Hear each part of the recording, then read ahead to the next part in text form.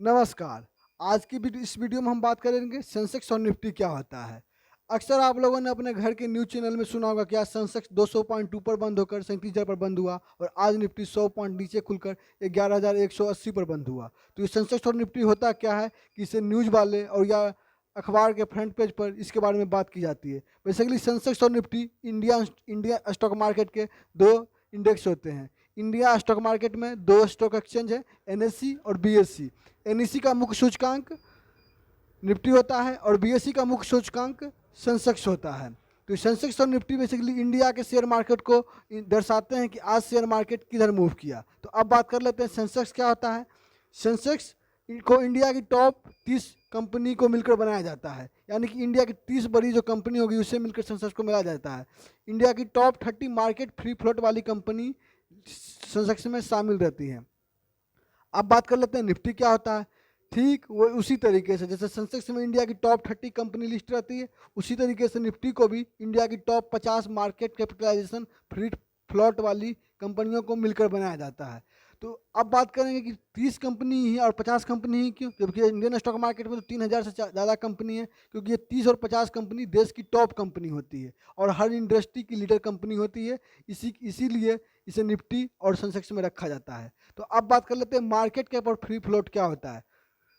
Basically market cap को हम एक उदाहरण के तौर पर समझते हैं। मान लीजिए रिलायंस कंपनी की एक शेयर की कीमत अभी 2200 रुपये पर चल रही है और रिलायंस कंपनी की जितनी भी शेयर मार्केट में लिस्टेड है, अगर उसके शेयर के प्राइस से उसके जितने भी शेयर अलॉटेड है उसे मल्टीप्लाई करते हैं तो जो वैल्यूएशन निकलती है बेसिकली वही मार्केट कैप होता है। मार्केट कैप को आप कंपनी के वैल्यूएशन भी कह सकते हैं, क्योंकि जितने कंपनी का मार्केट कैप रहेगा कंपनी उतने ही वैल्यू की रहेगी। तो अब बात कर लेते हैं फ्री फ्लोट क्या होता है। मान लीजिए रिलायंस कंपनी के 2 लाख शेयर मार्केट में लिस्टेड है। अगर 2 लाख शेयर में से 60,000 शेयर पब्लिक के हैं और 1,40,000 शेयर ओनर के हैं, तो जो 60,000 शेयर पब्लिक के होते हैं बेसिकली उसे ही फ्री फ्लोट कहते हैं। यानी कि पब्लिक के पास जो शेयर रहते हैं, यानी कि पब्लिक लिस्टेड जो शेयर रहते हैं शेयर मार्केट में, उसी को फ्री फ्लोट कहते हैं। तो अब बात कर लेते हैं निफ्टी और सेंसेक्स, जो आप न्यूज़ में या अखबार में डेली सुनते हैं कि ये आज 200 पॉइंट के ऊपर गिरा, ये 100 पॉइंट नीचे गिरा। ऐसा क्यों होता है?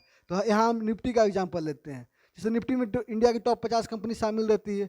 अगर उस 50 कंपनी में 40 कंपनी किसी दिन अच्छा परफॉर्म करेगी तो वो निफ्टी ऊपर जाएगा, और किसी दिन 40 कंपनी खराब परफॉर्म करेगी तो उस दिन निफ्टी नीचे जाएगा।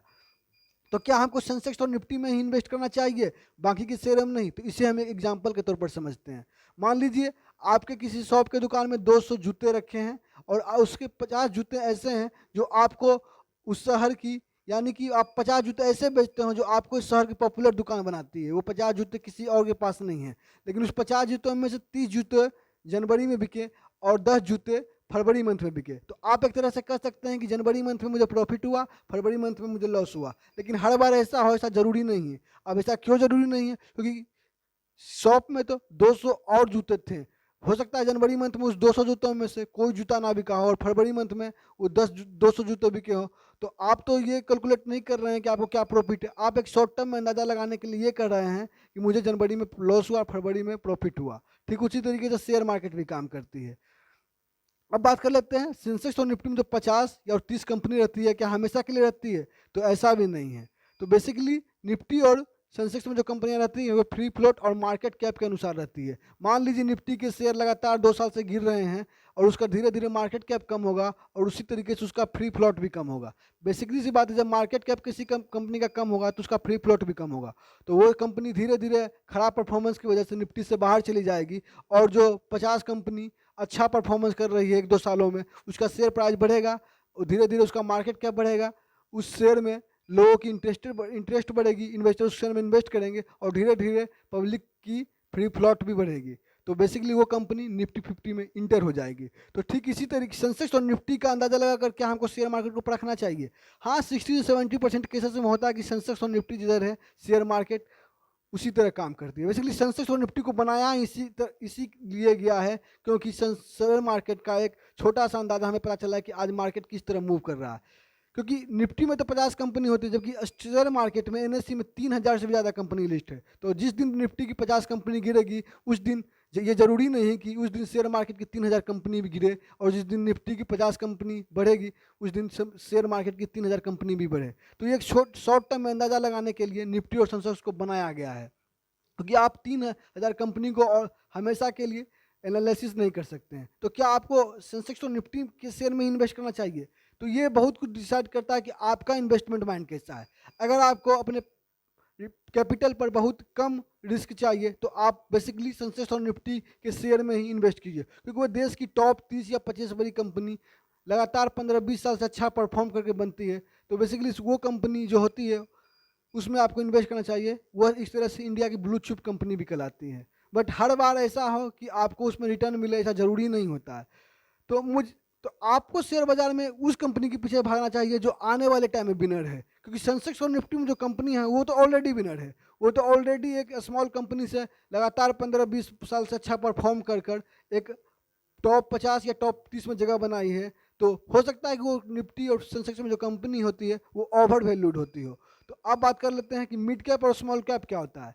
बेसिकली मिड कैप वो होता है जो कि निफ्टी 100 में आती है, और स्मॉल कैप वो होता है जो निफ्टी 500 में आती है। अब निफ्टी 100 और 500 क्या है? जिस तरह से निफ्टी 50 में 50 कंपनी रहती है, उसी तरह से निफ्टी 100 में इंडिया की टॉप 100 कंपनी रहती है, और निफ्टी 500 में इंडिया की 500 कंपनी रहती है। तो इस वीडियो में हमने जाना कि सेंसेक्स और निफ्टी क्या होता है, सेंसेक्स और निफ्टी डेली मूवमेंट कैसे करता है, सेंसेक्स और निफ्टी बनता कैसे है, और मार्केट कैप और फ्री फ्लोट क्या होता है। तो अगर आपको इस वीडियो में कुछ भी अच्छा लगा हो तो आप लाइक कीजिए। आपके कुछ प्रश्न हो निफ्टी और सेंसेक्स से रिलेटेड तो आप कमेंट बॉक्स में लिखिए, अपने दोस्तों के साथ शेयर कीजिए। स्टॉक मार्केट और फाइनेंस की जानकारी के लिए चैनल को सब्सक्राइब कीजिए।